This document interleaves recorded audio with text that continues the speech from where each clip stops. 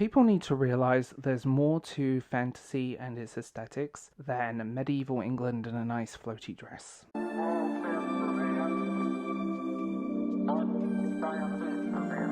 Hello and welcome back to the Bald Book Geek.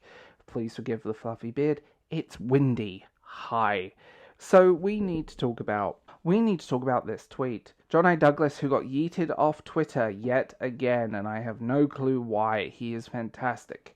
Watch his channel, I will link him down below. Costume design and aesthetics of modern fantasy on TV has descended into lazy territory. When I look at costume design from Rings of Power, The Witcher Blood Origin, Willow, and all of those things, it's generic. And it does feel generic. It looks generic.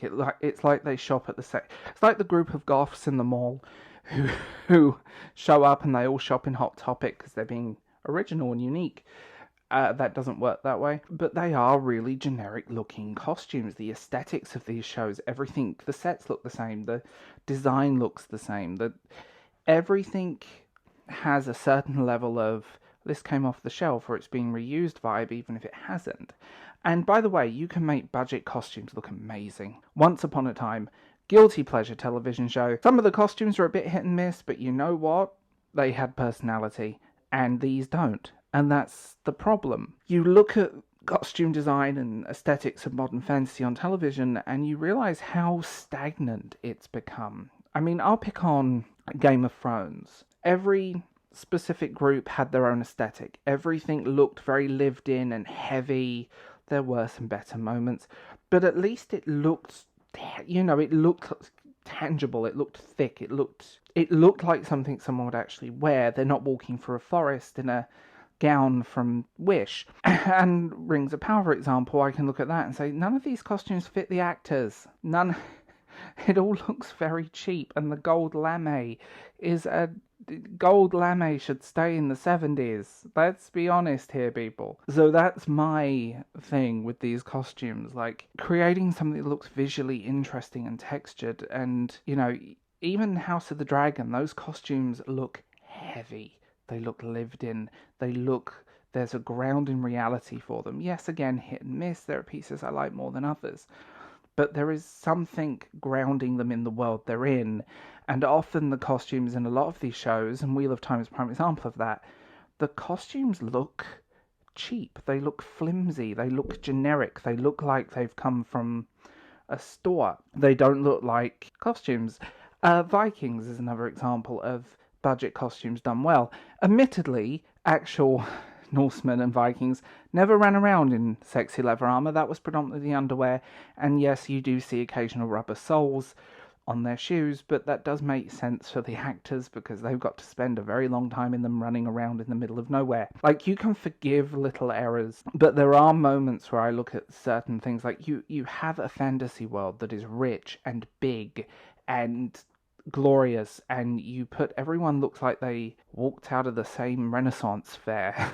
In fairness though, I have seen better, beautiful cosplay pieces that people have recreated from these shows, and they look 1,000 times better, and they're done with barely, like, they've gone to their local fabric store and found something that looks okay-ish and gone with it, or they've made pieces out of foam rubber and cardboard, and it looks better than what you're seeing in a current generation of fantasy shows, predominantly on streaming services. And I find that weird disconnect between the aesthetic of what they're trying to do and say versus the aesthetic of a world that they're trying to create. And if the costumes don't fit the world building, you end up with this very generic, very stereotypical European fantasy look that is a thing, but there is a way of doing it that makes it look more tangible, richer, heavier.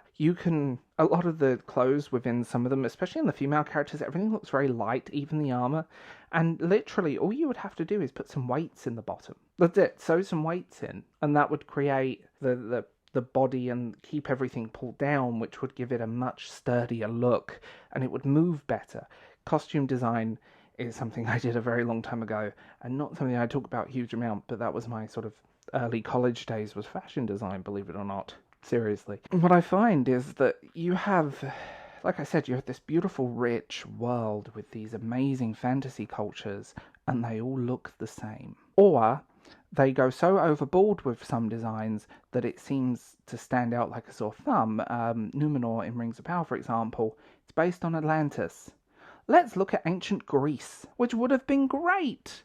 But those costumes are embarrassing. It's bad cosplay, and I defense of cosplay here. I've seen some beautiful cosplay. I've seen beautiful pieces that people have made that are completely done on a shoestring and probably made from a duvet cover and some pillowcases that look spectacular, and they could do this. Beautiful costumes, beautiful pieces, much cheaper and look better. Why not hire cosplayers? Why not hire people that work in theatre? They won't.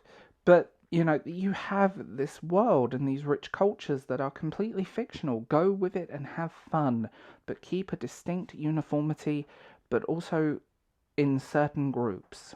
That's the best way to describe it. I think Game of Thrones does that really well.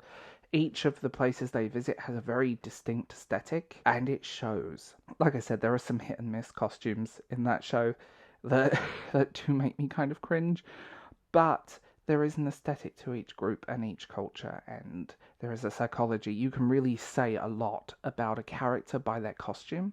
There is a huge amount of psychology behind that I won't get into in this video because it'll be like 4 hours long, but you can say so much in little details. And most of these shows tend to treat their audience like an idiot, which is also bad. But all of these shows just look the same in every way possible. Like, Amazon are obviously using the same people for both shows, or at least there's crossover between the teams, but there is no excuse for creating something that looks so generic and so cheap across the board of modern fantasy television and media. Xena Warrior Princess, for all of its battle lingerie and clamshells and weirdness and definitely budget, it had fun with it, and every character was very distinct. Every character had their look and their clothes and their outfits, and every character had a personality. You could say a hell of a lot about each character on just how they looked. You can't do that in these huge, big budget shows.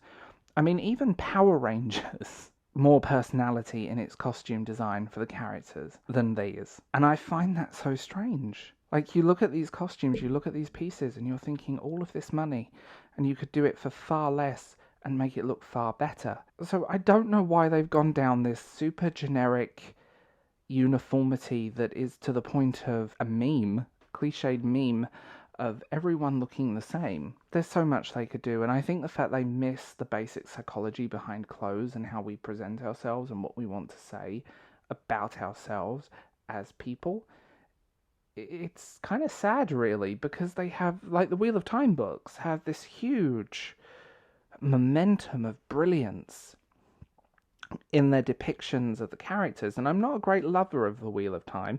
I find them frustrating. But the descriptives alone for some of the costumes, it's there. Why not use them? Why not create something that looks spectacular rather than something that looks so plain Jane? But it's not just costumes, it's set design. A lot of these sets are so generic, and I'm using the word generic a lot because it's the only word I've got to describe some of the set design.